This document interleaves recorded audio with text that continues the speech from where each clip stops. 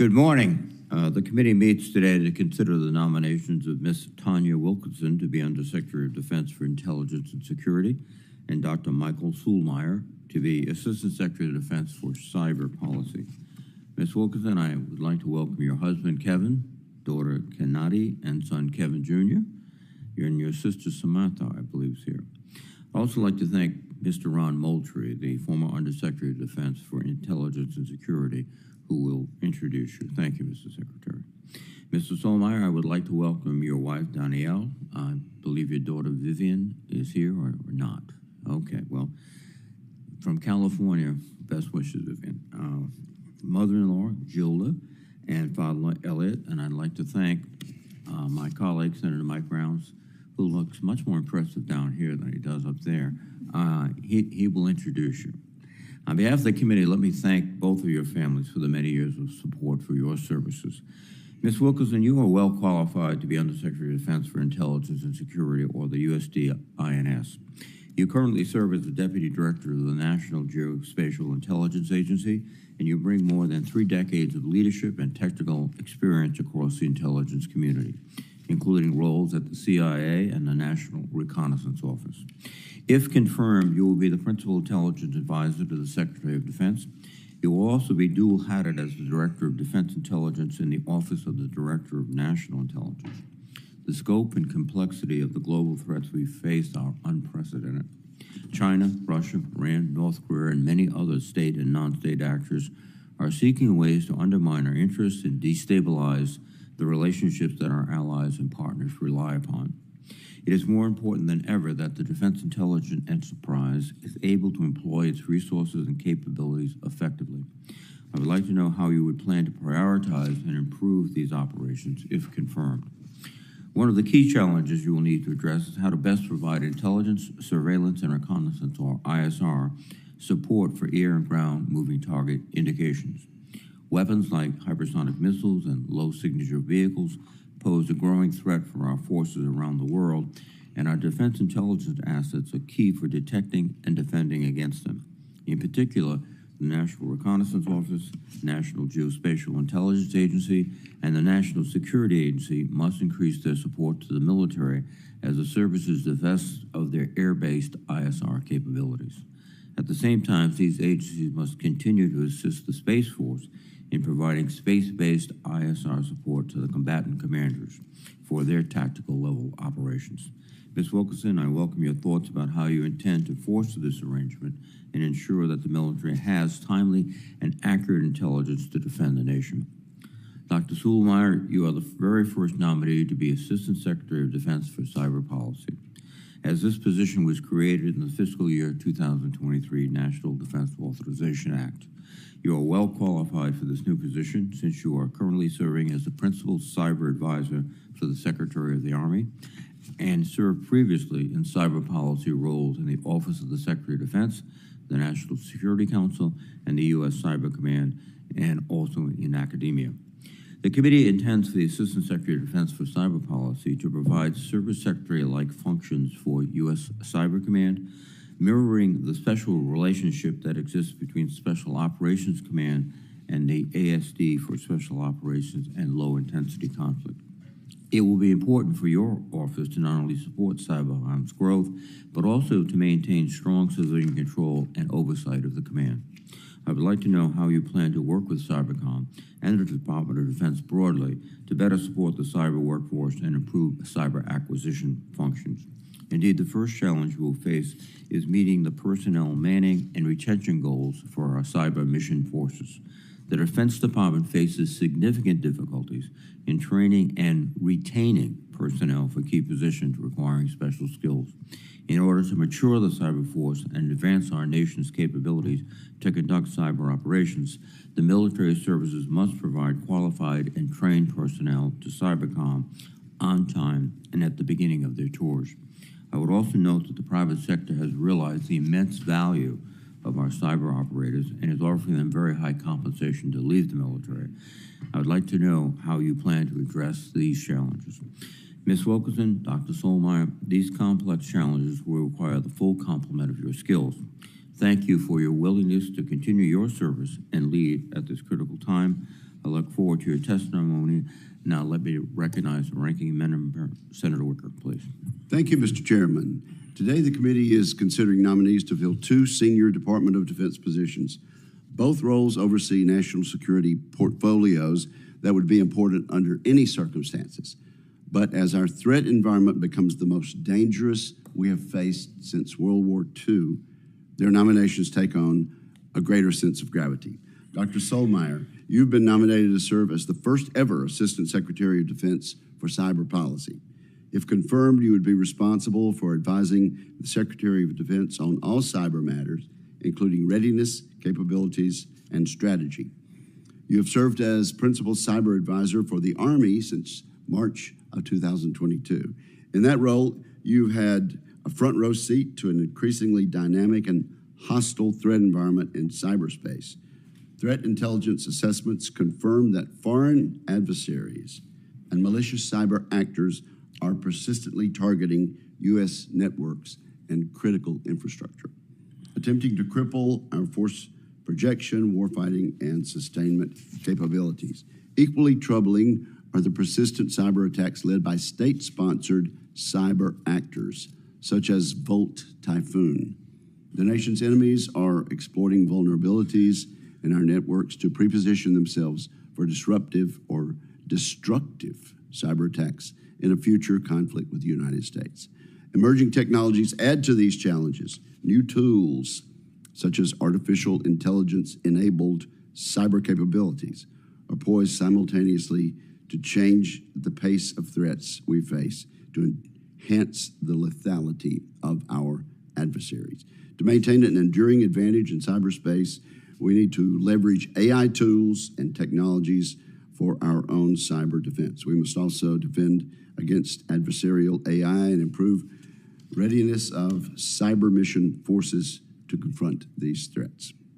With all this in mind, Dr. Sulmeyer, I hope to hear how you plan to support the development, coordination, and implementation of cyber operations to defend our national interest across the full spectrum of competition and conflict. Now, Ms. Wilkerson, you have been nominated to serve as the Undersecretary of Defense for Intelligence and Security. If confirmed, you would be the Principal Intelligence Advisor to the Secretary of Defense. You would have the responsibility for exercising authority, direction, and control over the defense intelligence and security enterprise. You would perform these duties while also being dual-headed as the Director of Defense Intelligence in the Office of the Director of National Intelligence. Among your many responsibilities, you would oversee the security and law enforcement activities of the Department of Defense. This authority includes vetting individuals for access to classified information and guarding against insider threats. It also means protecting our supply chains and defense industrial base from the unprecedented espionage danger posed by China. I would look forward to you providing the committee with your assessment of these threats and your plan on addressing them. Armed conflict is raging in multiple theaters. Our principal adversaries are deepening their cooperation, and Islamic terrorism is on the rise. At a time such as this, everyone from senior policymakers down to our warfighters on the front lines must have a clear understanding of our adversaries, their capabilities, and their intentions. In large part, they get that clear picture through timely and accurate intelligence. The military and the intelligence community must work more closely together than ever before. Ms. Wilkerson, I look forward to hearing your plans for ensuring the defense intelligence enterprise is postured and equipped both to contend with a volatile and complex threat environment and to enable more effective targeting process for the military. So thank you. I thank the nominees for their willingness to serve. I look forward to your testimony, and I yield back, Mr. Chairman. Thank you, Senator Wicker. I will first recognize Secretary Moultrie, then Senator Rounds for their introductions, and I will recognize Ms. Wilkerson and Dr. Sulmeyer for their statements. Secretary Moultrie, please. Thank you, Mr. Chairman. First, let me express my condolences on the passing of Senator Inhofe, a great leader and a strong supporter of the Department of Defense, and we greatly appreciate that. So with that, good morning, Chairman Reed, Ranking Member Wicker, and distinguished members of the Senate Armed Services Committee. It is my distinct honor and pleasure to appear before this committee today. I'm also deeply honored and privileged to introduce Ms. Tonya Wilkerson, who has been nominated to serve as the Undersecretary of Defense for Intelligence and Security. Ms. Wilkerson's distinguished career and exceptional leadership in the intelligence community make her uniquely qualified for this critical role.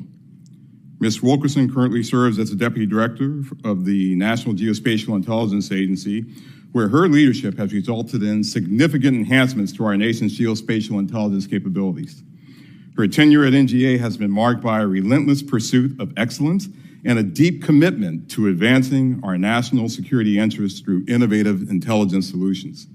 Throughout her career, Ms. Wilkerson has held various leadership positions of increasing responsibility within the intelligence community, including senior roles at the CIA and the National Reconnaissance Office. Her strategic vision and operational expertise have been instrumental in shaping intelligence policies and capabilities and critical to our defense posture. Ms. Wilkerson's background exemplifies a strong foundation in intelligence analysis, operational support, fiscal accountability, and technological innovation. Her leadership in NGA has fostered closer ties with the Director of National Intelligence, greater collaboration across the interagency and with international partners, and has strengthened our rapport with Congress. Ms. Wilkerson is a transformational leader whose background makes her uniquely suited for USDINS. Her deep CIA roots have enabled her to build strong ties with other defense intelligence and security elements, and has been instrumental in laying the foundation for closer ties and better integration with our military services. She has openly embraced industry and pioneered stronger ties with the private sector that will be invaluable to our artificial intelligence, commercial space, and high-performance computing efforts. I have valued Ms. Wilkerson's brilliant counsel, unselfish service, and friendship for years, and am confident that if confirmed, she'll provide objective, invaluable counsel to the Secretary of Defense. If confirmed, Ms. Wilkerson will also be an exceptional leader of the defense, intelligence, and security enterprise. Her perspective, judgment, and ability to transform an organization's culture while recruiting and mentoring the workforce of tomorrow will ensure that intelligence and security remain an integral component of our nation's defense. I take great pride in introducing such a superb candidate and a true patriot. I urge the committee to give Ms. Wilkerson's nomination its utmost consideration. Thank you. Thank you, Dr. Secretary Moultrie. Senator Rounds, please. Thank you, Mr. Chairman. Mr. Chairman, Ranking Member Wicker, and friends and colleagues of the Armed Services Committee, it is my privilege to introduce Dr. Michael L. Sulmeyer for your consideration as the Assistant Secretary of Defense for Cyber Policy. He is joined today by his wife, Danielle Polbaum, his mother-in-law, Gilda Brancato, and his father-in-law, Elliot Polbaum. His new daughter, Vivian Sulmeyer, was born on May 31st of this year and unfortunately is unable to join us today, although I understand that she did listen very intently to most of the answers to the advanced policy questions her father received from this committee. We are thankful to his family for sharing him with us. Our country is safer because of his service and their sacrifice. I can say without reservation that when this body created the Assistant Secretary of Defense for Cyber Policy position in the fiscal year 2023 National Defense Authorization Act, it was done with the intention that the role would be filled with competent experts such as Dr. Sulmeyer. Dr. Sulmeyer currently serves as the Principal Cyber Advisor to the Secretary of the Army and Chief of Staff of the Army, advising them on all cyber matters. Under his stewardship, the Army component of the Cyber Mission Force has thrived. Army Cyber Command and Army Cyber Center of Excellence are both exemplary institutions that are developing and fielding the kind of cyber operators our nation requires to safeguard our forces in the cyber domain and strike back decisively when the time is right. Dr. Sulmeyer has worked with his counterparts in uniform to improve the readiness posture of all attendees of the Army Cyber Center of Excellence schools, which supports the entire joint force. Developing such cyber war fighters is not an easy task, but Dr. Sulmeyer has been very forward-leaning in fulfilling these duties. He has proactively developed public-private partnerships with leading cybersecurity institutions, understanding that the department must leverage the many exquisite cyber institutions and resources outside of the U.S. government in order to field the best cyber mission force we are capable of producing. Prior to his current role, Dr. Sulmeyer served in a number of relevant positions, including Director of the Rapid Vulnerability Review for the Deputy Secretary of Defense, Special Assistant to the President, and Senior Director of Cyber Policy on the National Security Council, Senior Advisor to the Commander of Cyber Command, and outside of government, he was the Director of the Cybersecurity Project at the Harvard Kennedy School's Belfer Center for Science and International Affairs.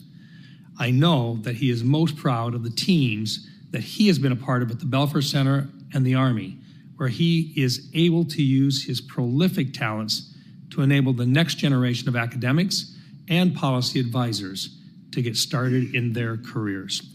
As Assistant Secretary of Defense for Cyber Policy, Dr. Sulmeyer will be responsible for the implementation of the DoD cyberspace strategy and plans, including those related to cyberspace forces, capabilities, and their employment. He will provide the guidance and oversight of DoD cyberspace activities as they relate to foreign cyberspace threats, international cooperation, engagement with foreign partners, and international organizations. He is eminently qualified for this crucial position, which has remained vacant for far too long. I am confident that Michael Sulmeyer's character, competence, and experience will make him the right person to address the cyber threats and challenges our country will face in the future. Thank you, Mr. Chairman. Thank you, Senator Rounds. Mr. Chairman, can we question this guy, Senator Rounds? Second that motion. Just stay there. Don't come back up on the panel, okay? No, thank you very much, Senator Rounds. And for the benefit of my colleagues, before I recognize the witnesses, I must depart about 9:30 for the Appropriations Committee for our votes. And at that point, Senator King will take the gavel. With that, Ms. Wilkerson, could you have the gavel, please? You're recognized. Do you want to ask these questions first, then? Well, because of the unusual nature of my departure, let me get any administrative detail out of the way before your testimony. There are a series of questions which all civilian nominees are required to answer. You may simply answer together in the affirmative or whatever the appropriate response. Have you adhered to applicable laws and regulations governing conflicts of interest? Chairman, yes, I have. Chairman, yes, I have. Yeah. You can simultaneously is good too. Have you assumed any duties or taken any actions that would appear to presume the outcome of the confirmation process? No, I have not. No, I have not. Exercising our legislative and oversight responsibilities makes it important that this committee, its subcommittees, and other appropriate committees of the Congress receive testimony, briefings, reports, records, and other information from the executive branch on a timely basis. Do you agree, if confirmed, to appear and testify before this committee when requested? Yes, I will. I agree. Do you agree to provide records, documents, and electronic communications in a timely manner when requested by this committee, its subcommittees, or other appropriate committees of Congress, and to consult with the requester regarding the basis for any good faith delay or denial in providing such records? Yes. Yes, I will. Thank you. Will you ensure that your staff complies with deadlines established by this committee for the production of reports, records, and other information, including timely responding to hearing questions for the record? Yes. Yes. Thank you. Will you cooperate in providing witnesses and briefers in response to congressional requests? Yes. Yes. Will those witnesses and briefers be protected from reprisal for their testimony or briefings? Yes. Yes. Thank you very much. Now that we've moved through some of the administrative matters, let's get back to the critical issues. Ms. Wilkerson, your opening statement, please. Mr. Chairman, Ranking Member Wicker, and distinguished members of the committee, it is an honor to appear before you as the nominee for the Undersecretary of Defense for Intelligence and Security. I am honored by the trust and confidence that President Biden and Secretary Austin have placed in me and their support for my nomination. I thank this committee, and I appreciate your consideration of my nomination. I want to thank former Undersecretary of Defense for Intelligence and Security, the Honorable Ronald Moultrie, for his kind introduction. I admire your leadership of OUSDINS. You made a real difference for the mission and the workforce. Thank you for being such a great role model. I thank God for blessing me with an incredible family who have supported me throughout my career. To my husband, Kevin, I thank you for being my biggest supporter and believing in my aspirations. To my children, Kennedy and Kevin Jr., you have sacrificed as I have pursued a lifelong career in public service. Thank you for your unwavering support. I'm incredibly proud of you and your accomplishments. You inspire me to be better every day. To my parents, Ralph and Eleonora, siblings Ramona, Samantha, Ralph Jr., and nephew Joanne, his wife Courtney, and daughter Cree, thank you for being there for me every step of the way. Dad, a special thank you for your service in the United States Marine Corps and for modeling what it means to serve our country. Mom, thank you for always being there and filling the gap as I balance home and work. Thank you to my in-laws, especially my mother-in-law, Belinda, who is no longer with us, and my entire family. You all have given me your full support. I could not have accomplished what I have in my professional career without each one of you. And to my colleagues, thank you for your dedication to the mission and investment in the development of future leaders. Mr. Chairman and committee members, the mission of the United States Department of Defense is vital to keeping Americans safe and to advancing our interests abroad. For more than 35 years, I've had the privilege of working in the civilian and military workforce of the intelligence community and the Department of Defense. My path to this hearing room today started with my high school principal introducing me to a Central Intelligence Agency officer looking to identify STEM talent to participate in an undergraduate scholar program. With that, I headed off to Virginia Tech to study engineering and spent my summers working at the CIA, primarily in support of the National Reconnaissance Office mission. I felt a tremendous sense of pride to be serving alongside exceptionally talented intelligence professionals. As a student, I was drawn to the national security mission. From that time to today, my why remains the people and the mission. It is what motivates me to pursue this opportunity. This committee has long supported our nation's intelligence community and the essential missions conducted within the defense, intelligence, and security enterprises. If confirmed, I look forward to having a close working relationship with this committee and with the Congress as a whole. I believe my more than 3 decades of government service across multiple defense intelligence enterprise and intelligence community agencies uniquely prepares me for this position. I've served in multiple senior roles, building and leading teams to tackle a wide range of intelligence issues. I have partnered effectively across agencies and with allied partners. I have focused on improving efficiency in the planning, programming, budgeting, and execution processes. I also personally directed operations for NRO mission ground stations. I understand the national defense strategy and the outcomes required to support the department's priorities. Our key challenge remains the PRC and its coercive behavior. If confirmed, my priorities will include delivering information at the scale and speed to provide decision advantage over competitors, paced to the global challenge of the PRC, enhancing security and counterintelligence focus across the department, recruiting and retaining a skilled workforce with diverse experiences, expertise, and backgrounds required to address national security challenges, and leveraging interagency and international coalitions and partnerships. If confirmed, I will strive to accomplish these and other priorities as determined by the Secretary and the Deputy Secretary of Defense. I look forward to supporting Secretary Austin, Deputy Secretary Hicks, and DNI Haynes in ensuring that the Defense Intelligence Enterprise remains tightly linked with the National Intelligence Enterprise and partners strongly with the Defense Security Enterprise. Thank you for your time today and for your consideration of my nomination. I look forward to your questions. Thank you, Ms. Wilkerson. Dr. Sulmeyer, please. Chairman Reed and Ranking Member Wicker, members of the committee, it's an honor to appear before you today as the nominee to serve as the first Assistant Secretary of Defense for Cyber Policy. I thank President Biden, Secretary Austin, and Deputy Secretary Hicks for their confidence in me to submit my name for your consideration. And I thank Senator Rounds for that very kind and generous introduction as well. I also wish to thank my wife, Danielle Polbaum.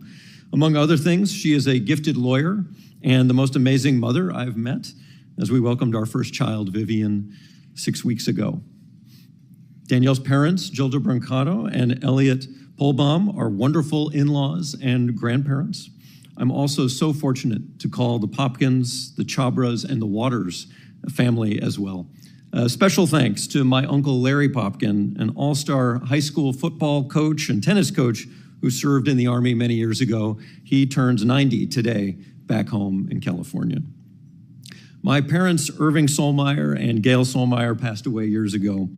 My father was an attorney who served in the Navy as a young man.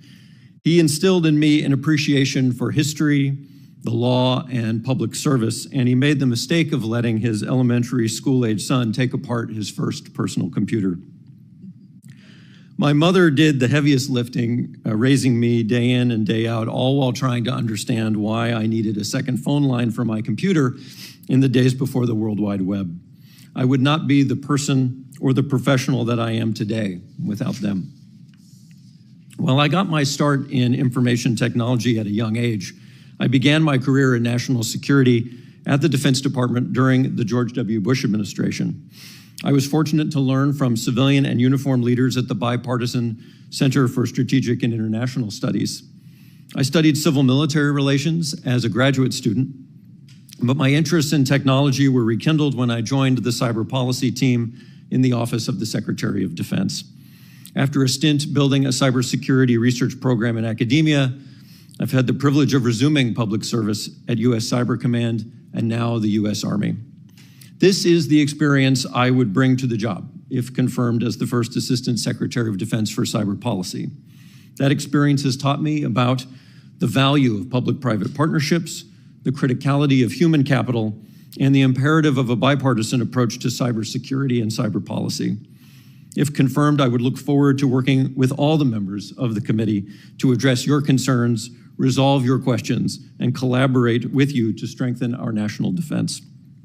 So many of the pressing challenges that confront the United States today have a nexus to cyber policy, from China's brazen efforts to target our critical infrastructure to Russia's brutal invasion of Ukraine. We see our adversaries using cyber operations to threaten our security.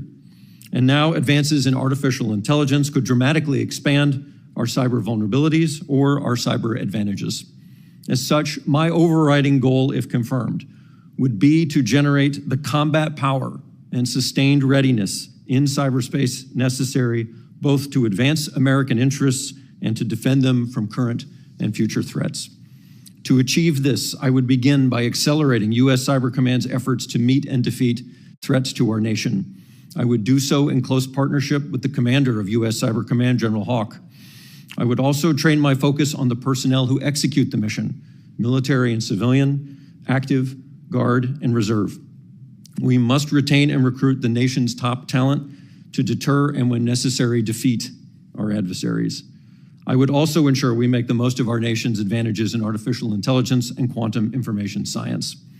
In closing, please let me underscore my appreciation for this committee's bipartisan approach to national defense and to cyber-related issues in particular. The creation of the position for which I have the distinct privilege to be nominated is a product of your bipartisanship, memorialized in the National Defense Authorization Act that established this role. If confirmed, I look forward to working with you closely and collaboratively to ensure that the Defense Department's strategies, plans, and capabilities in cyberspace advance and defend our nation's interests at home and abroad. I thank each of you for your consideration, and I look forward to your questions. Thanks to both of you. I'll begin the questioning, and then we'll go on a first round. Ms. Wilkerson, I'm concerned that you only mentioned China in your opening statement, and you didn't mention terrorism. And I'm afraid that we have turned so thoroughly toward great power competition that we're losing sight of the risk of terrorism, which is still there, very much still there. And the reason I think that's so important for you is that the cornerstone of our defense policy is deterrence. And that has been the case for 70 years at least. Unfortunately, the theory of deterrence doesn't work with someone who doesn't have a capital city and doesn't care about dying. So intelligence is the first line of defense against a terrorist attack. Talk to me about maintaining a significant focus on the risk of terrorism, because the people who wish us harm in that realm have not gone away. Senator, thank you for the opportunity to expand on that particular aspect of my stated priorities. I couldn't agree with you more that while the PRC remains a global challenge, it is not the only threat that is represented. More and more, as we think about what we see happening across the globe, we see that there's a strengthening of ties across not only China, but also Russia, Iran, North Korea, the list goes on. And so I think it's incumbent upon us to ensure that we're focused in a balanced way across all of the threats that exist, to include the CT threat. I certainly see that in my seat today as a deputy director of NGA, where while there are multiple crisis situations that are currently ongoing, we still ensure that we're balancing and focusing on CT as well as those other efforts. I hope you'll maintain that focus, because it's the national policy is something like an aircraft carrier, and once it starts to turn, it's hard to turn it back, but we cannot lose the focus on terrorism. The whole world can turn upside down in one day. And it doesn't take a huge nation state. It just takes a few determined people who don't care about their lives. So I hope you will maintain that focus. You mentioned the multiple agencies. You're a walking interagency task force. You've worked for the CIA, NGA, NRO, and I think one of the important roles, and of course certainly the Director of National Intelligence has this role, but I hope you can work in terms of coordination and better coordination between the intelligence agencies so that we're not siloing information. Is that something that you can make a commitment to? Absolutely, Senator. I certainly can commit to ensuring that I'm integrating not only across the defense intelligence and security enterprise, if confirmed, of course, but also focusing on that relationship across with the intelligence community. And I do think I'm well postured to do so, having spent many years supporting and IC. Finally, I don't want to stress this too much. Dan Coates, former DNI, said the role of the intelligence community is to find the truth and tell the truth. And I hope that you'll hold to that. That's one of the best summations that I've found. And telling the truth is very important. Telling the truth to people in positions of authority, policymakers who may not want to hear what the analysis actually shows. So I hope you'll remember Dan's admonition. Find the truth and tell the truth. Mr. Sulmeyer, now let's get back to deterrence. One of the problems with our cyber policy, in my view, is that there isn't much in the way of deterrence. Our adversaries are sponsoring attacks against us in cyberspace every day without much fear of any kind of response, whether it's cyber or something else. Talk to me about applying the theory of deterrence, which has been so important to us in other areas, to cyber, because we're not going to be able to patch our way out of this risk.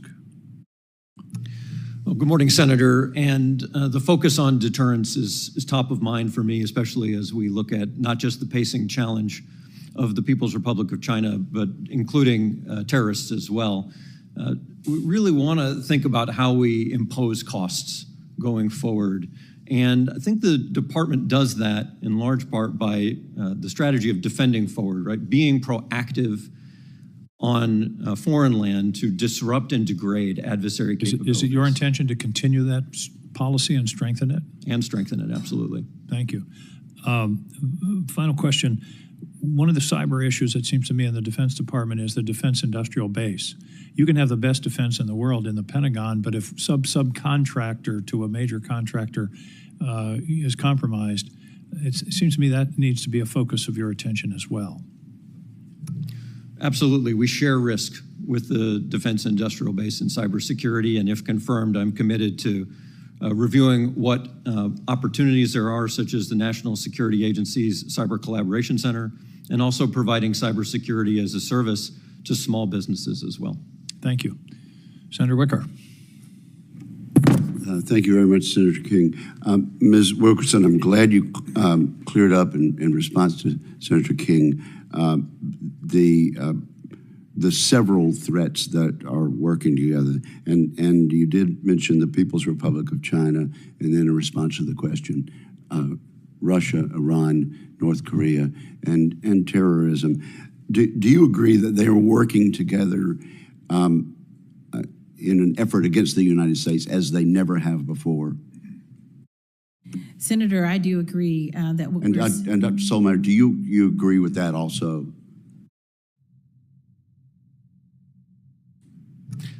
Senator, when it comes to cyber operations, I think there's more skepticism about cooperation and sharing the sensitive techniques. But in general, I agree there is a large effort and aspiration to do so.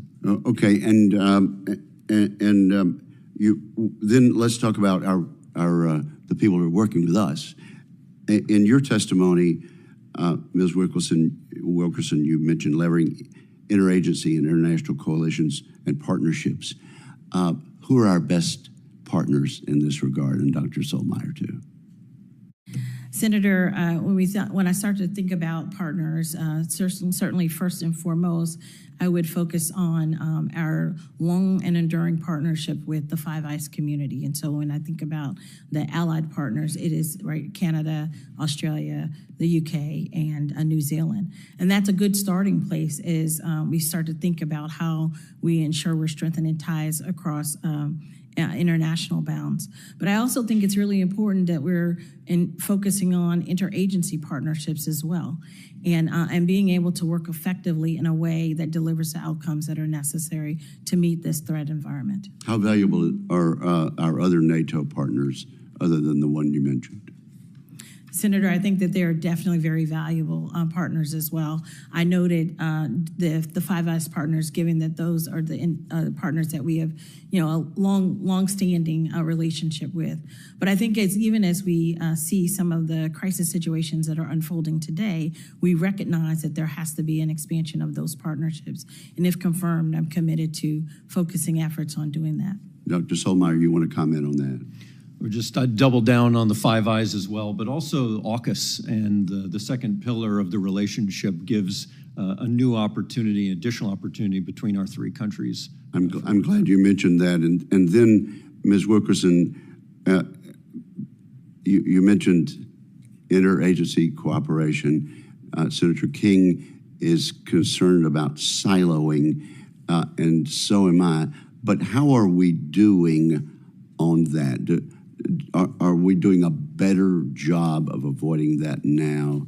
And how much further do we need to go? So, Senator, speaking from my seat currently today as the Deputy Director of NGA, I look across and feel that we have very strong partnerships across the defense intel enterprise. In my day-to-day, have an opportunity to engage quite frequently with the NRO. Well, is it a problem? I think there's always opportunity space to continue to strengthen the interaction between organizations. I wouldn't necessarily indicate that it's a problem. I would rather note that there's an opportunity space for continued engagement. As compared to a decade ago, have we solved that problem on a 1 to 10 level, at a 1 or a 10 or where? So, Senator, I think that we have actually come a very long way in terms of the integration across the agencies, and I say that given the experience that I've had across 3 of those organizations, including CIA. Thank you very much, Dr. Sulmeyer. On the question of U.S. critical infrastructure, it is commercially owned, but our military uses it, and as such, we have to be concerned about cyber attacks on a commercially owned network. Is that a problem, and how is DHS, as the lead federal agency, attacking this problem? Is it a concern? Thank you, Ranking Member. The opportunity there is for the Defense Department and U.S. Cybercom to enable those partners like DHS and CISA that can more directly work with those private entities, because you're absolutely right, we share that risk in cybersecurity. So we can bring unique insights from the Defense Department to help mitigate what we see already and get ahead of threats coming tomorrow. You wouldn't change that? Right now, Senator, I'd want to understand exactly the nature of that, and if I felt there was more that could be done, I'd raise that to my leadership and this committee. Thank you. Thank you, Senator King. Senator Rounds. Thank you, Mr. Acting Chairman. First of all, let me begin. Ms. Wilkerson and Dr. Sulmeyer, I want to once again thank you both and your families for being here with us today, and your willingness to continue to serve our country. Ms. Wilkerson, I appreciated the opportunity to visit with you yesterday as well, and I wanted to follow up a little bit, as I indicated I would, with regard to just a couple of areas that I really think are sensitive and timely at this point with regard to actions going on right now within the department. Often the U.S. government makes changes to regulations without consulting key constituencies, including industry, academia, and even those of us here on Capitol Hill. I know that INS doesn't make regulations, but they do make policies that can have a broad impact on the defense and intelligence community and the defense industrial base. Would you commit to engaging with the appropriate stakeholders to the maximum extent possible before making significant policy changes that could impact these stakeholders? Senator, thank you for taking the time to meet with me yesterday. I very much appreciated that. I certainly would commit to ensuring engagement with this committee to ensure that you have the adequate insight and the insight that you would seek to have regarding decisions that are made within the department. Well, and thank you. And the reason why I bring it that way is the one area which is really front and center right now, specifically, I'm hoping that it would be a priority for you to follow the current law governing the space-based moving target indication, or MTI, that we talked about yesterday, and leave its governance within the Title 10 to optimize direct support for our frontline warfighters. There's a discussion right now going on in terms of how that's going to be implemented, and it really does impact the agencies that you're going to be responsible for. And I just want to make a commitment that we're going to hear about any changes to that, and that the other stakeholders would also be involved before any changes or policy changes would be made. Senator, if confirmed, I certainly will ensure that I provide insight to decisions that are made within the department relative to all topics, but MTI in particular, recognizing that is a highly a topic of a high interest at this time. Okay. And then let me just, I understand that the Department of Defense and the IC have completed a joint, as they call it, a 45-day study on how to accomplish GMTI. It's been done for over a year now, but it has not yet been provided to Congress. Will you commit to making sure that this important report is provided to the appropriate congressional committees? Senator, yes, if confirmed, certainly I will do all within my power to ensure that the committee has insight into the report, and I will certainly note for the SecDef and DNI on the interest. Excellent. And then this question really is for both of you. I remain concerned about the potential commercial auction of government-managed wireless spectrum. Dozens of the most senior DoD officials have shared their concerns with me regarding with regard to weapon systems that would be affected should some of these areas be sold. However, I'm also concerned about the ramifications for our defense intelligence capabilities as well. I realize that you're limited in what you can discuss in this setting, but to the extent that you can, would you please share where you stand on this issue and your thoughts about the administration position generally with regard to the sale of DoD assets in the areas of spectrum that are critical to both DoD operations, a lot of our radars that protect our shorelines, and to the IC community with regard to very valuable space to ground communications and so forth. I just want to make sure that I've got commitments from both of you, that there is a clear understanding of how serious this is, and that I want to know how you're going to handle the response when the time comes. And there's a possibility of this being sold, and you're going to find uniformed officers coming and saying somebody has to stand up and talk about the ramifications to the Department of Defense and the IC community should these auctions move forward. Dr. Sulmeyer? Yes, Senator. I approached that spectrum issue very carefully from a threat perspective and very mindful of the capabilities we have that rely on it. That's why it's so critical for the department to have a seat at the table and really study the feasibility of what is being proposed at all times. So if confirmed, I commit to working very closely on that issue. Thank you. Ms. Wilkerson? Senator, while I'm not very steeped in this particular topic, I do certainly understand the sensitivity and the implications given my prior experiences. And so if confirmed, Senator, certainly this is an area that I would focus on. Thank you. Thank you, Mr. Chairman. Senator Ernst. Thank you, Mr. Chair, and thank you. And good morning, Ms. Wilkerson and Dr. Sulmeyer. It's nice to have you both here, and thank you so much for your service to our great nation. Ms. Wilkerson, I'd like to start with you. In the lead up to the Russian invasion of Ukraine, our intelligence community declassified reports which shed light on Russia's true intentions. And this proactive approach helped counter Russian disinformation, and it really did build a trust between the United States and our allies and our partners. We enhance our collective defense capabilities by sharing intelligence and strengthening our alliances. And Ms. Wilkerson, can you speak to how these information sharing programs help address common security challenges faced by European nations?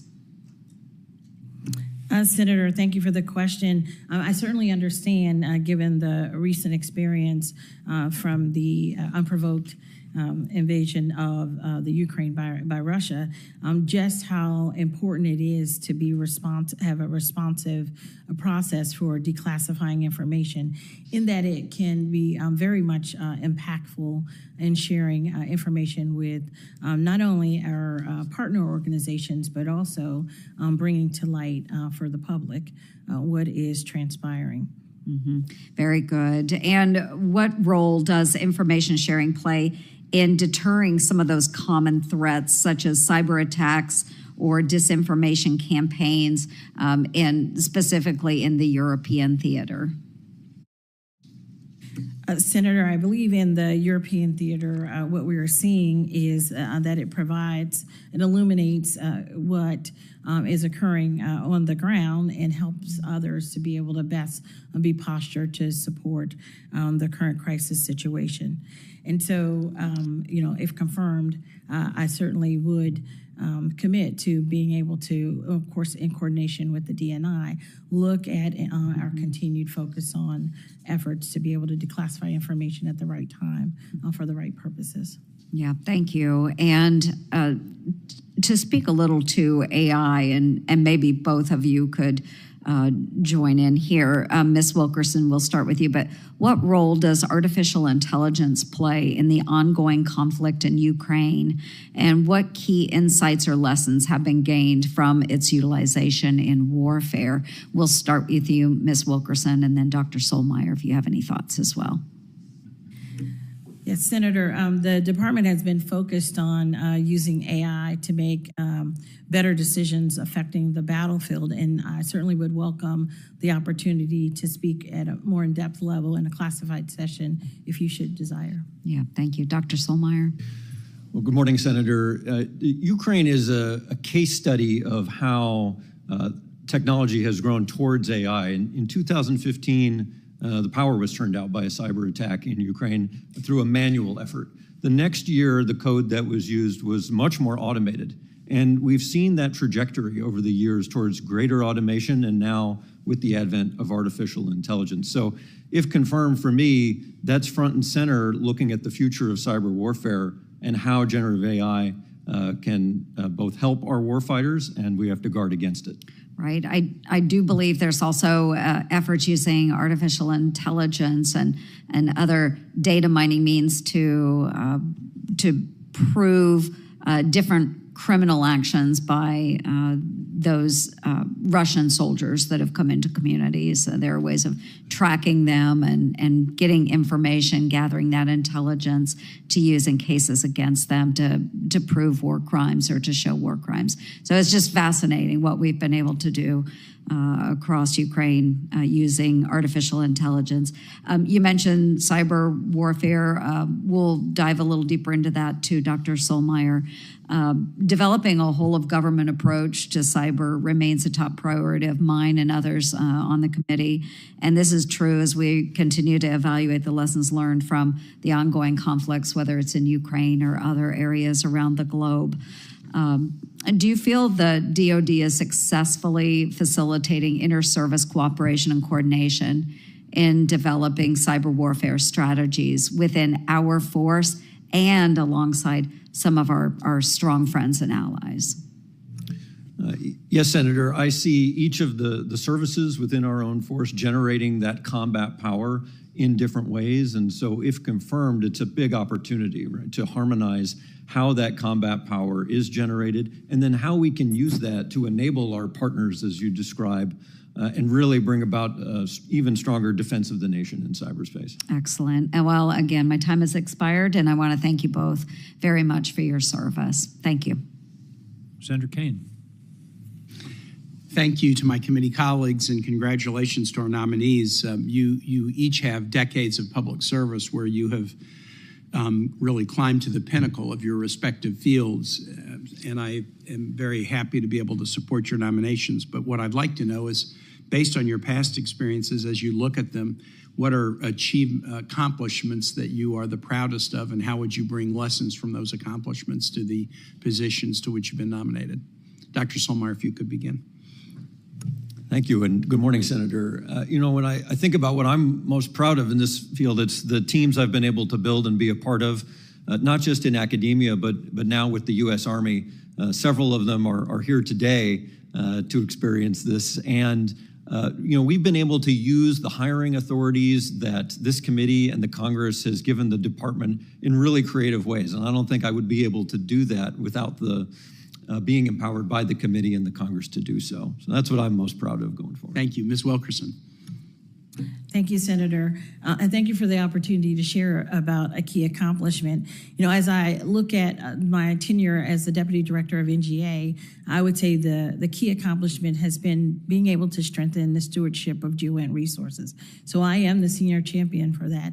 And what that really has focused on is thinking about how we're postured organizationally, driving culture change, if you will, to think about the governance structure that needs to be in place, how we ensure we are able to provide the very best financial management artifacts, and as part of that, also strengthening our relationship with Congress. Thank you. Ms. Wilkerson, I'm going to stick with you. As a leader in the intelligence community, you've witnessed a lot of changes over the course of your career about the way we respond to different kinds of threats. One of the key advantages we have over our adversaries is that we invest heavily in innovation and emerging technology. In Virginia, we're really proud of the Ravenna Station work being done down in the Charlottesville area, where we have great partnership between academic institutions, industry partners, and then government agencies. And those partnerships help us drive innovation. How would you build on the success of our centers of innovation like Ravenna Station in your new capacity? Senator, I had an opportunity to visit Ravenna Station not that long ago, and I couldn't agree with you more that it's fantastic work that happens there. And I do think it is because of the partnership that happens with academia. I do, from an NGA perspective, one of the things that we've been focused on is educational partnership agreements and also leveraging cooperative agreements that would allow for development activities as well, so that academia gets insight into what the mission requirements are, and there's an opportunity for early engagement. I would, if confirmed, certainly want to continue to build upon that, and then also not lose sight of the opportunity that the small businesses also provide to be able to tap into innovative concepts that we might not otherwise consider. That's part of my current portfolio and one that I've been very passionate about. I was impressed when we talked the other day and you talked about NGA's partnership with Gallaudet and even high school students coming in to start to learn about work that's being done as a way to attract people into a talent pipeline into your agencies. Dr. Sulmeyer, I think you might have referred to this before I came in the room. It was at another event this morning. But AUKUS, I'm a big AUKUS fanatic. I guess because subs are built in Virginia, I'm on both Armed Services and Foreign Relations, and a lot of the legislation to put AUKUS into place kind of straddled the two committees. I'm particularly interested in the kind of open field of Pillar 2 of AUKUS, how we can work together with these allies on innovative new technologies. Talk a little bit about the way you see AUKUS and particularly what we might do in the Pillar 2 space to advance safety and security in the Indo-Pacific. Absolutely, Senator. So AUKUS really gives us this opportunity to see how the three countries can work not just as great intelligence partners, but now really as militaries in cyberspace. And that is, as you say, open field running. And so from training, exercising, capability development, those are the three areas where I would look, if confirmed, in the Pillar 2 area for cyberspace. Great. Thank you very much. I yield back. Senator Budd. Thank you both for being here, and congratulations on your nominations. And congratulations to your families as well. Dr. Sulmeyer, hopefully you had some sleep recently as a new father, so congratulations there as well. Ms. Wilkerson, enjoyed our conversation yesterday. So if confirmed, you would have direct oversight responsibility for the Defense Counterintelligence and Security Agency. As you know, DCSA took over responsibility for conducting background investigations for most federal agencies after the 2015 OPM breach. And what happened there is that it compromised highly sensitive data of millions of Americans. And this caused severe damage to our national security. We talked a little bit about that yesterday. So DCSA, it conducts these background investigations through a combination of recently developed systems and old legacy IT systems. Those systems were previously owned by OPM. So as we talked about yesterday, GAO recently came out with a study. It said DCSA, it hasn't appropriately addressed the cybersecurity risks of these IT systems. So I think that's absolutely unacceptable, and it increases the chance of another catastrophic breach. Could you talk about your thoughts on this report? Senator, thank you for taking the time to meet with me yesterday, and I did appreciate our conversation on this particular report. Clearly, the department and the IC must ensure that we're addressing any potential for vulnerabilities with respect to our background investigation systems. I had an opportunity to read the report, and I really feel like the recommendations are very compelling. It's my understanding that DCSA has already started to move out on actions to implement the recommendations that were included in the report, many of which seem to focus around thinking about how we focus on risk management. And so if confirmed, I would strongly support DCSA continuing to ensure that implementation of those particular recommendations, and then also do all within my ability to ensure their success with INVIS. Ms. Wilkerson, that was the second part of my question, and ask if confirmed, do you commit to addressing these issues? And that sounds like a yes. That is absolutely a yes. Thank you. Dr. Sulmeyer, it was great to meet with you a couple of weeks ago.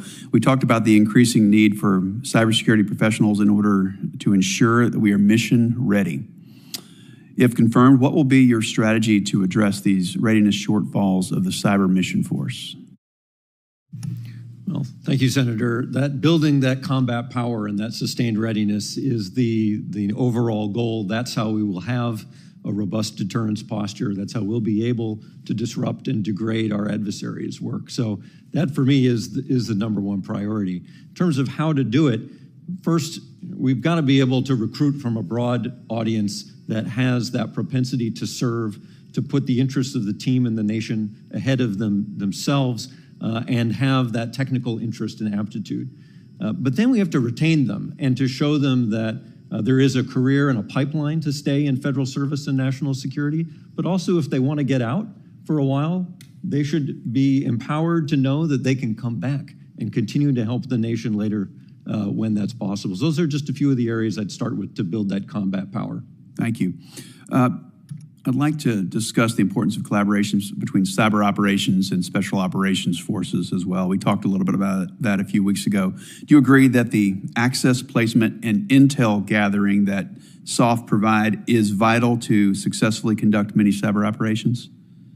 Very much so, Senator. If confirmed, I'd work very closely with the Assistant Secretary for Special Operations to see what even more we can do on that front. Thank you very much. That answers the second part of my questions, is would you confirm to work with SOLIC on that issue? Thank you very much. Absolutely. Yeah, I yield. I wanted to follow up on a couple of matters that we've touched on. Ms. Wilkerson, you and I talked about this. I don't want to say it's easy, but it's relatively straightforward to count the number of tanks on the ground from a satellite feed or determine the flow of ammunition or material. What has turned out to be very hard is to have an intelligence analysis of the will to fight. And we saw this fail in two recent examples. In Afghanistan, where we overestimated the will to fight of the Afghan government and the people, and Ukraine, where we underestimated it. As we look at conflicts around the world involving other countries where we're going to be coming to their defense or their assistance, how we will approach this question of the will to fight, it is much harder, but it's also incredibly important. Give me some thoughts on that. So, Senator, I did appreciate very much that conversation, and I think you make a very valid point in terms of the success of a situation really hinging upon the will to fight. I feel like it's a challenging thing, though, to try to ascertain that particular aspect. It's challenging, but we need to know it. I agree with you 100%. And so if confirmed, it is certainly something that I would put some focus on understanding how could we be able to ascertain the will to fight. Well, the DNI has done substantial work on this. I would urge you to study, do some homework on what they've already done, talk to the DNI, talk to your colleagues in the interagency, because this is a crucial factor as we're talking about Taiwan, for example. We need to know what the commitment of the Taiwanese people are to their own defense. It just seems to me that's an important bit of intelligence in determining policy. Mr. Sulmeyer, a couple of quick questions for you. One is attribution. If we're talking about a cyber attack, it's becoming harder and harder to determine where it comes from. Does the U.S. government have sufficient resources in a coherent structure to do attribution of cyber attacks in a timely and reasonably certain way? Senator, the tools and the experience necessary to attribute adversary cyber activity have to keep evolving with their behavior. So I believe that historically we have been able to attribute and understand with varying levels of confidence at different times who's doing what. The difference is when the government is willing and when it makes sense to say so publicly versus to be private about it. But I commit to working with the committee and, of course, my leadership on that transparency. Well, my question is, who is we? Is there a central office somewhere in the federal government of attribution, or is some of it in the FBI, some of it in the CIA? I'm just concerned that this is such an important question, but that institutionally, structurally, we don't have a central area to do this essential function. It's a good point, Senator, that there's a lot of different organizations, a lot of cooks in the cyber kitchen. And so because different kinds of malware have different technical specifications, you want the best experts to be able to come look at any given piece of code. So I'd want to just make sure that that community of interest is clear about who they are and that they have the tools they need to work fast and then share that. I hope this is something you'll look at with your interagency colleagues. Whenever I hear the term around here, all of government, I think none of government, because nobody is responsible. So think about that. Second question for you is workforce. Are you able to recruit and retain the people that you need? My sense is there's a giant shortfall of cyber-capable, trained people across the country. Does that also affect what you're going to be doing? Well, Senator, for cyber operations, that is those higher-end active defense and offense type work, we find that, at least in the Army, in my experience thus far, it's been one of the most competitive fields. For example, coming out of West Point, it's one of the hardest fields to get into. So the interest in doing it is there, and coming into the service is there. I think the bigger challenge that I would commit to, if confirmed, is the retention side, and making sure we stay as competitive as we can, not matching, but competitive as we can with industry, and being flexible where possible to keep folks who want to stay and serve on the mission. Thank you. Senator Schmidt. Thank you, Senator. Ms. Wilkerson, you may be aware I'm a huge supporter of NGA and the work that's being done out of NGA in St. Louis, which is my hometown. And the construction there's a lot of opportunities that exist, not just for our country and our national security, but also that sort of economic ecosystem that exists around that, and I think can be a real catalyst for private sector development as well. But because of your experience, could you just speak to the importance of geospatial intelligence in general as it relates to our national defense? Certainly, and Senator Schmidt, I appreciate your support of NGA, and I'm very excited about the new facility as well. And quite frankly, as I stepped into this job, I also noted really the commitment of the entire region to really focus in on developing that ecosystem for geospatial intelligence. To me, when I think about geospatial intelligence, it really illuminates not only the when and where on the earth, right? But it's also how things are being done. And so that's where I think GeoInt really pays dividends in being able to illuminate topics that perhaps other ints might not be able to provide. And based on your experience, including your recent time with NGA, could you discuss a little bit the importance of integrating commercial imagery, products and capabilities into our defense intelligence operations? I know there's some barriers that exist, and maybe you could just sort of address that a little bit. Senator, yes, we really I personally do value the partnership that exists with the commercial industry in providing products that are easily shareable for the intel consumers as well. From my perspective, one of the things that we've been focused on is ensuring that we're, from an ODNI and OUSDINS perspective, adhering to the direction in the recommendations that have been made with respect to commercial imagery acquisition. And so in doing so, it's been centralized. And so that centralization of that acquisition activity does help to ensure that there's a cost-effective and efficient approach that is in place. I am aware that there are conversations ongoing regarding, is that the best structure? And so certainly if confirmed, I would ensure that I would take a look at all equities and I think that's important because my understanding is that, despite the importance of NGA and being a major consumer of the commercial imagery, the NRO retains the responsibility to contract. That's your understanding as well?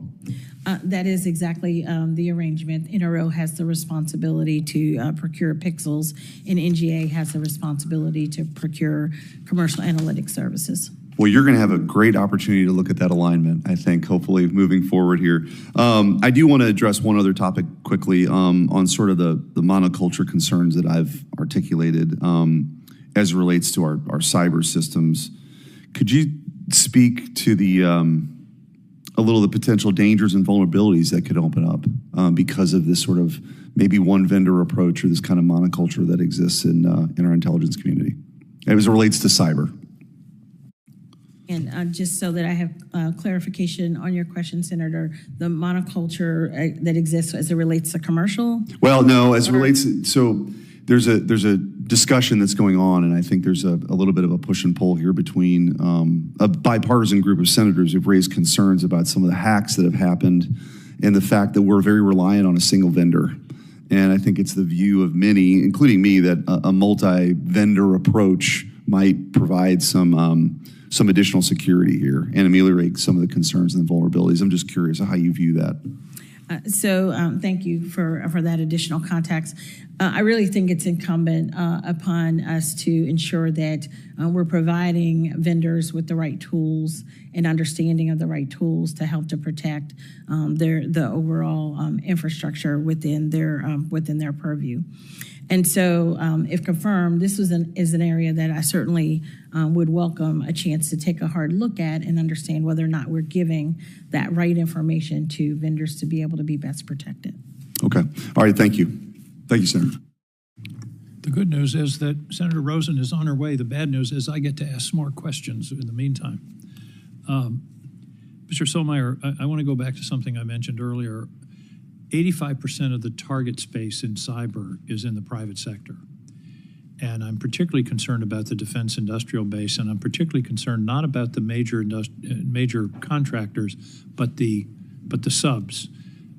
How do you establish a partnership, which is not a common term when you're talking about the federal government and the private sector? How do you develop a working partnership of mutual confidence and trust between your cyber protections within the Department of Defense and the defense industrial base? Well, Senator, I'd begin by really finding the home for where those partnerships and who's got the best insight to share and represent the government in that partnership. I think the National Security Agency's Cybersecurity Collaboration Center is a really great, it's not the only, but a great front door to be able to work on the kind of partnership you're talking from the government side. The opportunity then is to work not just with small businesses themselves, but also the managed service providers that help those small businesses with their IT. And so if we can empower with better threat information, the providers that help all the small businesses, we can scale cybersecurity to many, in addition to individual partnerships as well. Well, I think that's going to that's going to be the target for adversaries. I think they're going to try to get into our systems via the smaller subcontractors and those areas in the private sector. Ms. Wilkerson, Senator Ernst mentioned this. The instinct of the intelligence community is to hold information tight, confidential, classified. And yet we learned at the beginning of the Ukraine war that releasing that information was a positive. It assisted us in our national policy. I hope you'll think about pushing back against that classification instinct if the information would be helpful in furthering our national policy. Do you see what I mean? The default is don't tell, but in some cases, I think it's important to have that information out there. Senator, I certainly understand that your point of view and recognize that there has to be a balance. But I do agree with you that we have seen great benefit, especially in the Russia-Ukraine crisis, of where being able to share that data more readily has led to tremendous success. And certainly, if confirmed, I would continue to look at the appropriate times to be able to do that. Thank you. Senator Rosen. Well, thank you, Senator King. Appreciate it. And I want to thank you to the nominees today for testifying, for your willingness to serve. It's so important. And I want to talk a little bit about intelligence and great power competition. So, Ms. Wilkerson, as the U.S. transitions to great power competition with China and giving the increasing emphasis on technological advancements and cyber capabilities, How is the U.S. intelligence community adapting its methodologies to ensure comprehensive intelligence collection from both traditional and emerging sources? And additionally, what strategies are being implemented to integrate diverse sources of intelligence? And if confirmed, how do you plan to coordinate integration across a defense intelligence enterprise? Senator, thank you for the opportunity to speak a bit on that topic. Of course, continuous modernization and deeper integration across the defense, intel, and security enterprise are critical to supporting the objectives of the National Defense Strategy. And I think as part of that, really focusing in on how we develop ways to be able to leverage effectively emerging technology, and then also expand our ability to share intelligence effectively as well with our allies and partners. From my seat at NGA, one of the things that we've been focused on is how do we take full advantage of the proliferated architecture, and how do we take best advantage of AI, for example. GeoInt AI is where our focus would be. And so I recognize from those experiences the importance of always thinking ahead with respect to and being open to new innovations and being able to pull those in and do so at a rapid manner.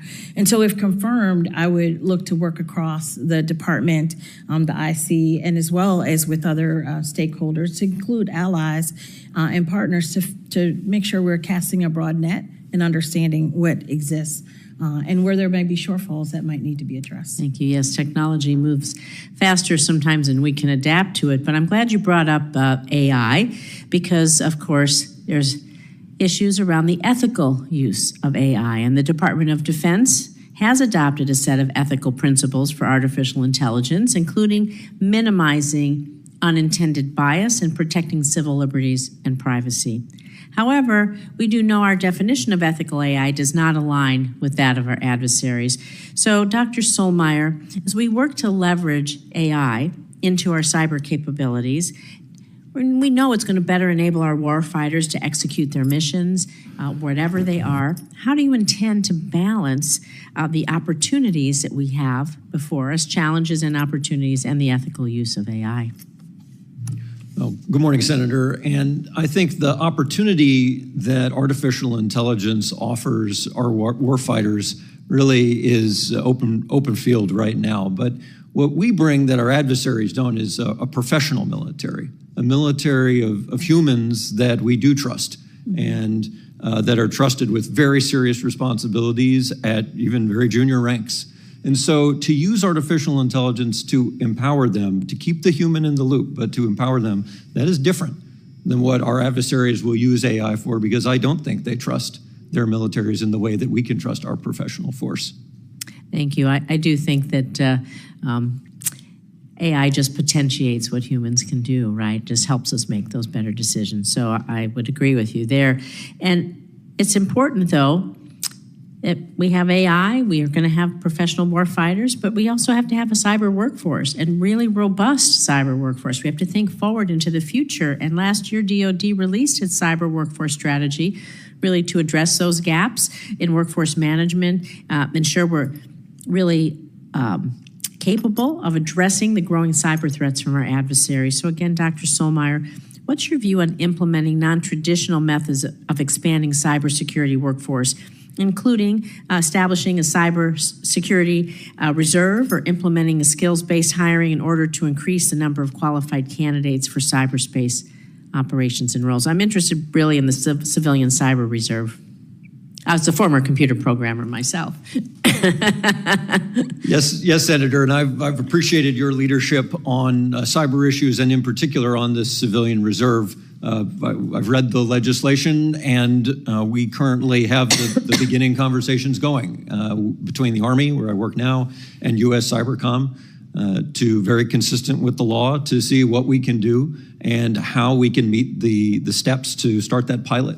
So I'm excited to see what we can do there with this civilian reserve, mostly to be able to have folks from industry who want to serve, but not in a full-time capacity, maybe in a quiet way. We can call in a crisis or call in the run-up to a crisis to help us with technical expertise, few days, week or two at a time, and then they can go back. Maybe teaching a course, some of those different things. That's exactly right. Yeah, thank you. Thank you. I appreciate your time. Senator King. Oh, Thank you. Senator Reed, you're back. I am. Thank you. Thank you, Senator Rose, and I particularly want to thank Senator King for chairing the committee. In my absence, I was at the appropriations markup, so we're moving forward on our appropriations, which is important.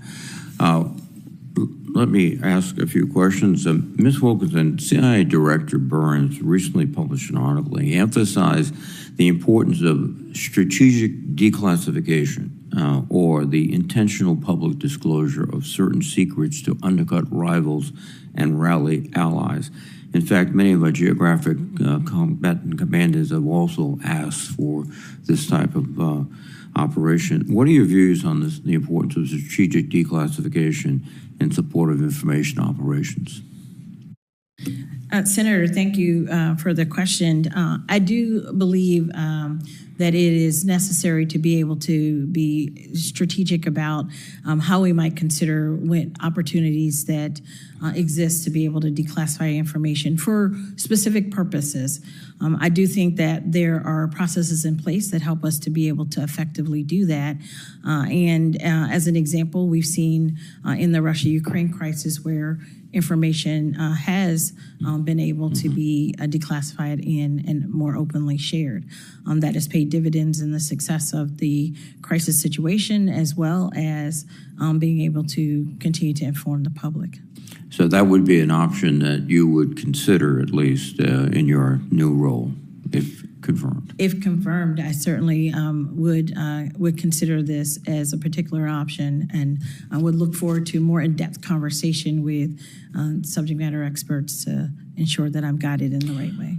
Thank you. Dr. Sulmeyer, could you give us the sense of your evolution of the threat in cyber, and also what that means for our cyber forces, both the doctrine and also integration into tactical operations? Well, thank you, Senator. The threat in cyberspace historically often was around intelligence collection and theft of intellectual property. So the compromise of the confidentiality of information. I think where the threat is now and is growing is the threat of the availability of systems like critical infrastructure and also the integrity of data, that is its deletion and modification. So if confirmed, you can't take your eye off the ball on confidentiality, but really also have to focus on availability and integrity as well. And that also implies a cross-governmental approach to cybersecurity, since you're talking about infrastructure, both civilian and military. You, I presume, in the Department of Defense will be the point for that integration. Is that your sense? Yes, Chairman. If confirmed, I would be. Yes. It's appropriate modesty is always considered important here. Thank you. One of the provisions we passed in the fiscal year 2024 NDA, Ms. Wilkerson, was the directing the Secretary of the Air Force to be responsible for presenting space-based ground and airborne moving target indications to combat commands. As we know, as I mentioned in my opening statement, JSTARS and AWACS aircraft are being taken out of service, so we're going to depend on space for a lot of information that was usually provided within the Department of Defense from one of their platforms to our forces on the ground. And we are given that responsibility now to the Secretary of the Air Force. In your role, will you ensure that this provision is adequately and appropriately enforced? And also, if there are problems, let us know. Senator, space is an operations domain and not necessarily one that is assigned to a specific organization. I'm very much tracking the current direction and am supportive of the decisions that have been made to date by the Secretary and the DNI. And so what I would look to do, if confirmed, is to ensure that we don't take our eye off of the ball of exactly ensuring that the right information is getting to the right people at the right time, which is really the outcome that we're trying to drive with respect to the new architecture. And so certainly I would be focused in that way. Thank you very much. Again, thank you for your previous service. It's been outstanding, and if confirmed, I look forward to working with you. So with this, let me recognize Senator Gillibrand. Thank you, Mr. Chairman. Ms. Wilkerson, in light of Jack Teixeira's leak of classified intelligence and his reportedly violent and racist online behavior that went undetected during his background investigation, what suggestions do you have to reform security clearance investigations and to prevent such people from having access to classified intelligence? Good morning, Senator. I am certainly aware of the fact that Airman Teixeira did plead guilty to an unauthorized disclosure, and am aware that the Secretary did direct a 45-day security review. And so certainly if confirmed, I would be focused on continuing to implement the Secretary's direction to enhance security in depth. And that really looks across the whole of the department and looks to also focus a culture of individual and collective accountability. Dr. Sulmeyer, CISA and the NSA and the FBI have put out a joint advisory on the PRC actors known as Volt Typhoon. They have noted that the choice of targets and patterns of behavior is not consistent with traditional cyber espionage or intelligence gathering operations. If this is more akin to preparation of the battle space, how will you approach deterring a PRC attack on U.S. critical infrastructure? Good morning, Senator. I think I would approach this from two standpoints. First, we have to enable and act. The first step is we have to enable the partners, the actual owners of those systems who control the security. We have to empower them with better information, more precise threat information. But then we also have to act. We have to act abroad to defend forward and disrupt our adversaries by imposing costs in this domain. How would you empower them? Better information sharing first. Secondly, these publications that our government agencies do release provide technical specificity about changes that can be made in configuration to keep them better protected. That doesn't sound reassuring. In fact, if you were preparing for a battle space where an adversary was going to bomb our subway system, you would have actionable items that you were going to do, that the Department of Defense can do, that our intelligence community could do. But just because it's in cyberspace, you basically declare that domain an undefendable domain where you're going to offer best practices, where you're going to offer information, where you're going to give vendors more guidance. It sounds absurd if you put it in that context. Can you please give me a little more reassurance that if China decides that the battle space is cyber and they shut down our electric grid, shut down our energy supply, shut down our banking system, zero out bank accounts, shut down our food supply, shut down our water supply, shut down anything they feel necessary, such as airfields, such as electric grids that service our bases, I can't imagine that there'd be no response by the DoD but best practices. I agree, Senator. There would not, I can't imagine that either. And that's why I would focus more from the cyber command side on the act, on the cost imposition. But I would do that not just in response, but in the prevention and disruption as well before it occurs. So can you discuss prevention and obstruction before and disruption before? Can you discuss that in this setting?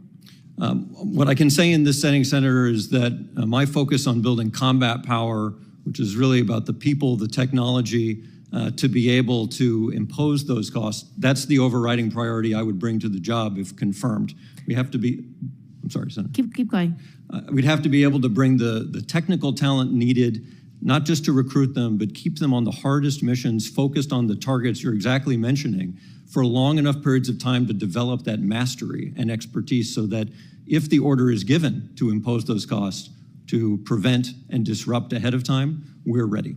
So this year's NDA, we have a requirement in it asking you to create a plan to how you're going to protect the DoD's ability to project power from our bases, project power from all of our supply chain that's necessary for our Department of Defense to function effectively from a cyber attack. A lot of times when we request a report or a study or a plan, it is delayed. Do I have your commitment then when the NDA gives you directives to prepare a plan, prepare a report, you will do so on a timely basis?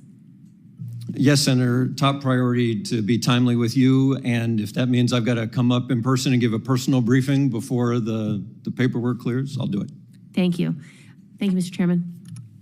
Well, thank you very much, Senator Gillibrand. And Ms. Wilkerson, Dr. Sulmeyer, thank you for your testimony and for your service over many years. There will be a video of this, Vivian, Dr. Sulmeyer, so I think she'll be, in a few years from now, be looking at it. And it was very good to have your family here, Ms. Wilkerson and Dr. Sulmeyer. With that, let me adjourn the hearing.